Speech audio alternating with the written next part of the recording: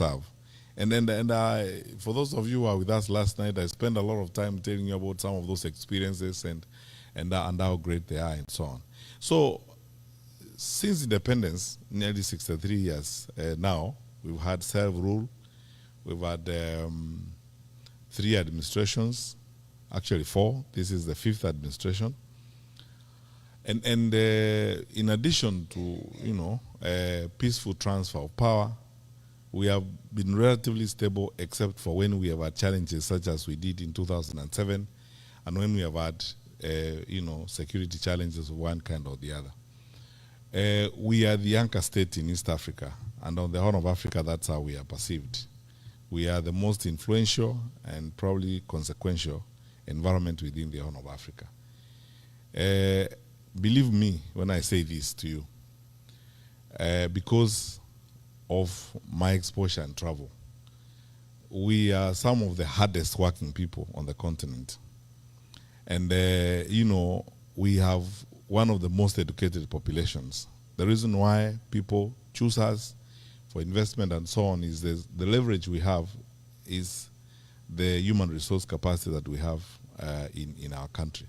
So by and large, because I always start by telling people that even when we have political contestations and challenges as a country and as a group of people, the last thing we can do is talk down our country, because our country is our only home on earth, and we have a patriotic duty and a citizenship responsibility to always ensure that we draw a line between country and the leaders or the administrations that will come and go and that will change from time to time.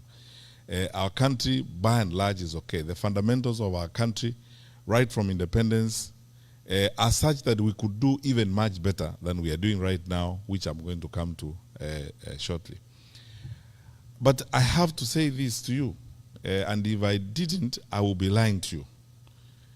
We have very fundamental challenges in our country right now. I, as somebody who has served before and served in a very sensitive responsibility, I hate to break it to you, but this is the truth. I think our country is very close to the cliff, and we are facing very, very serious challenges. When you see the level of violence in the country, when you see citizens hijacking a police vehicle and driving it around, the anger and pain and frustration down below is unprecedented. I have not seen it before. Those of you who have come from Kenya recently, you can bear me out on this. The population is angry, frustrated, and especially disappointed because of unfulfilled promises, constant piling of lie after lie, failure in critical sections of our society and our economy. The challenges we are facing now in the education sector, nearly chaotic. No one knows what's going to happen next. Capitation not going to schools. I am told, because I speak to a lot of principals these days, that schools are going to close a bit early because of budgetary challenges and so on. All these are signs of state failure. But the one that worries me most, and the one that should worry you most, is one, that level of violence. And you are Kenyans, I'll be very candid with you. How Mungiki, how Sungusungu, and all these violent groups came up is they started, first of all, because the former state failed, the informal state took over. So as a result of the violence and the recklessness that we have seen from the formal state, the vigilante industry is going to start growing. And if the vigilante industry grows, it means we are setting and moving to an element of anarchy.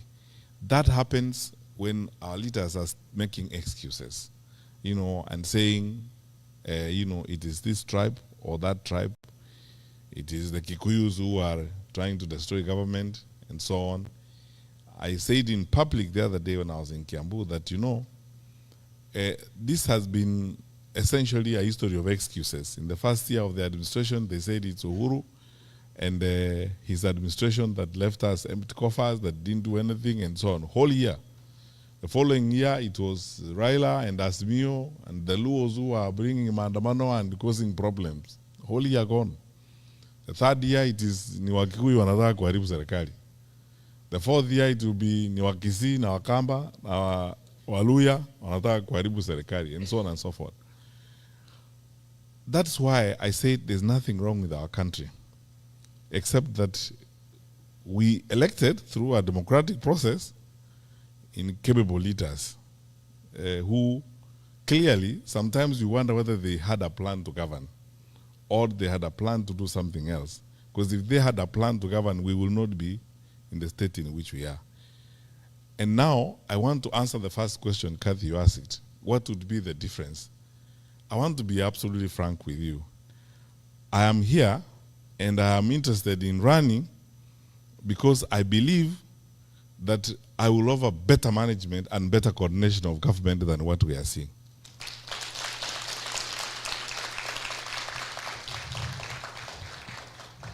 And why? I said the other day in a TV interview that after 10 years of service as a minister and the last 4 of them spent as coordinator of government activities, I understand government almost like the back of my hand. That you know what actually needs to be